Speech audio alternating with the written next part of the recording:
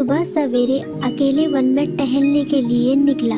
वह अपने ही धुन में चला जा रहा था। लगता था उसके दिमाग में कोई उलझन है जिसे वह सुलझाने की कोशिश कर रहा था। सड़क पर आगे बढ़ते ही उसके सामने चीकू खरगोश भागा। बबलू का पैर उसके ऊपर पड़ने ही वाला था कि चीकू जोर से चिल्लाया। उसकी आवाज सुनकर बबलू ने अपना पैर पीछे खींच लिया। कहाँ खोए हो बबलू भाई? कहीं नहीं, बस कुछ ऐसे ही सोच रहा था। किस बारे में? तुम जानकर क्या करोगे? शायद मैं तुम्हारी कुछ मदद कर सकूं। तुम तो जानते हो आजकल वन में कितनी चोरियां हो रही हैं, पर चोर का कोई अता पता ही नहीं है। इस बात को लेकर वन के सारे प्राणी चिंतित थे। वे वहाँ खुद को सुरक्षित महसूस नहीं कर रहे थे। अरे चीकू भाई, हम मजबूर हैं। हम चोर को पकड़ ही नहीं पा रहे हैं। वह बहुत चालाक है और अपने काम को बड़ी कुशलता से अंजाम दे रहा है। कहीं कोई सबूत ही नहीं छोड़ रहा। हमारे राजा इस बात को लेकर बहुत चिंतित हैं। यही कारण है कि हम सब इस बारे में सोच रहे हैं। अब तुम मेरी इसमें क्या मदद कर सकते हो? मैं कुछ सोचता हूँ, हो सकता है मुझे कोई उपाय सूझ जाए। प्रयास करने में कोई हर्ज तो नहीं है। तुम ठीक कहते हो चीकू, लेकिन वन के गुप्तचर भी अभी तक इसका कोई हल नहीं निकाल सके। इतना कहकर वे चुप हो गए। बबलू की बातों ने चीकू को सोचने के लिए मजबूर कर दिया। चीकू को उदास देखकर बबलू बोला, तुम अपना मन छोटा मत करो। मुझे अच्छा लगा कि तुमने मेरी परेशानी को समझा। कभी मैं भी इस वन के लिए गुप्तचर का काम करता था। एक बार मेरी टांग टूट जाने से मेरे अंदर फुर्ती नहीं रही। तब से मैंने यह काम छोड़ दिया।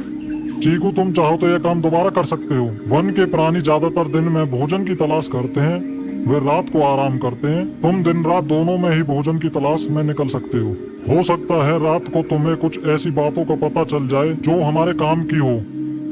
हाँ बबलू, तुम ठीक कहते हो। मैं आज रात को वन में घूमकर इस बात का पता करने की कोशिश करता हूँ। थोड़ी देर बातें करके चीकू अपने बिल की ओर बढ़ गया और बबलू अपने रास्ते चला गया। चीकू के दिमाग में अभी तक बबलू की कही बातें घूम रही थी। उसे समझ नहीं आ रहा था वह बबलू की मदद कैसे करे। दिन भर वह उसी उधेड़-बुन में लगा रहा।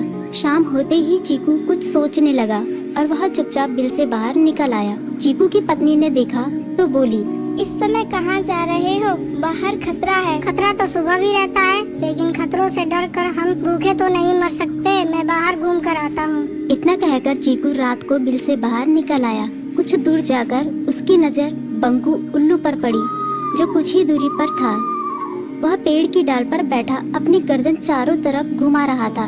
वह तेजी से पेड़ की एक डाल से दूसरी डाल पर उड़ रहा था। बंकू की नजर उस पर नहीं पड़ी थी।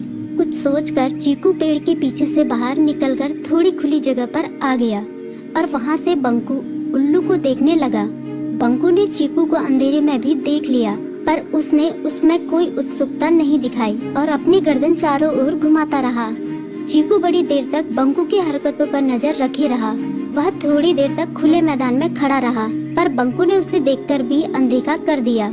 उसने महसूस किया कि बंकू के आसपास चमकू चमगादड़ भी मंडरा रहा था। कुछ देर वन में घूमने के बाद चीकू अपने बिल में लौट आया और सुबह होने का इंतजार करने लगा। अगली सुबह बबलू उसी रास्ते में जा रहा था। रास्ते में चीकू उसका इंतजार कर रहा था।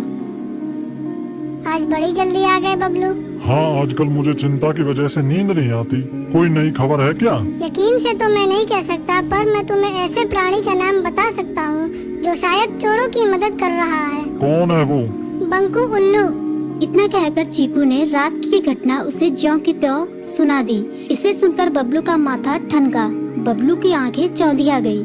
तुम ठीक कह रहे हो। मुझे आज रात बंकू और चमकू पर नजर रखनी होगी। इतना कहकर वे दोनों अपने अपने रास्ते चले गए।